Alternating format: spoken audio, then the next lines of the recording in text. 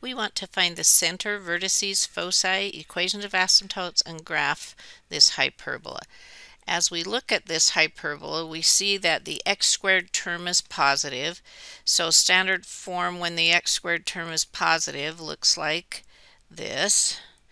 X minus h quantity squared over a squared minus y minus k squared over b squared equals 1. We can see as we look at our equation that there is nothing in with the x, it's just x squared, so the h is 0. The same is true for the y. So the center of our parabola, which is typically hk, is going to be 0 and 0. I'm going to go on the graph and put an x there. I like to use an x for the center because it's not a point on the parabola, but it's a point we measure from. Now I'm going to go ahead and graph this parabola, and we'll find the vertices as we do that, and then we'll find the other pieces. So when we're looking at the equation of the parabola and we know where the center is, then since the x is first, I'm going to count that one first, and a squared is 9, which means a is 3. So from the center, I'm going to go in the x direction because it was underneath the x, 3 in the positive direction, and 3 in the negative direction.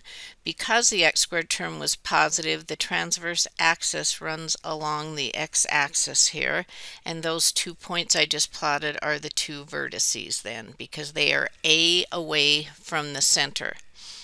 Now I can go ahead and list the vertices, so let's do that. Vertices are 3 and 0 and negative 3 and 0. Now I'm going to finish graphing this parabola, and the other pieces we'll find them. So underneath the y squared is a 16. That is b squared, so b is 4. So from the center I'm going to count 4 in each direction along in the y direction. That's called the conjugate axis that runs vertically to the transverse axis.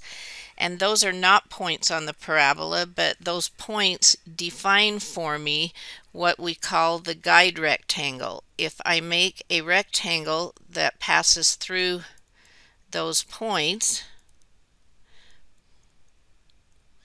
I have this guide rectangle, and it guides me to graphing, because now if I start in the center and I draw the diagonals of that rectangle, I'm making them dashed because these are going to be asymptotes. They're not points on the parabola, but they are points that the graph heads towards as you go towards infinity or negative infinity.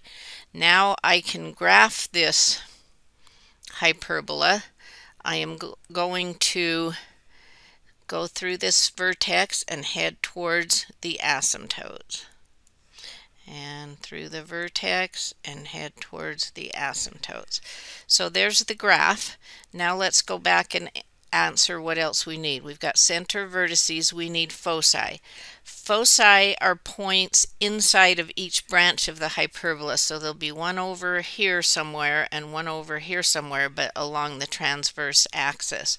And the connection to find foci, foci are c away from the center. The connection is c squared equals a squared plus b squared. And we know a squared from the equation, that's what's underneath the x squared, that's 9.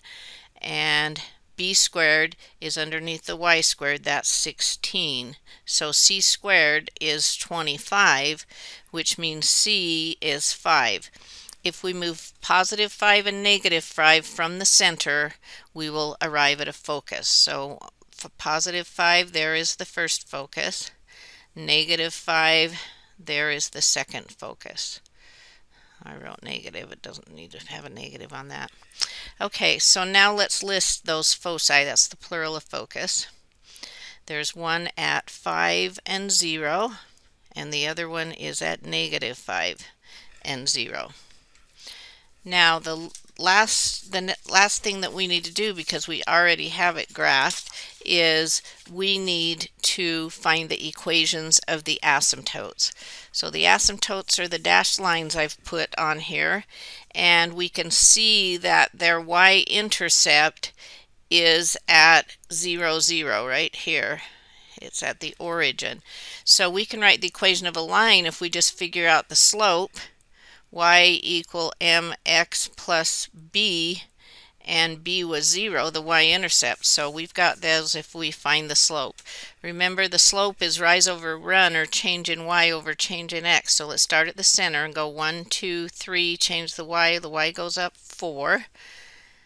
So y equal 4, we're finding the slope, and then we go over change in x, 1, 2, 3. So that's the equation for that first asymptote, the one with the positive slope. The equation for the second asymptote, the one with the negative slope, is actually just the same equation, but with a negative slope. Now, if we wanted to confirm that from the center, we would go down, so negative 1, 2, 3, 4, and over 1, 2, 3. So there's the equations of our asymptotes.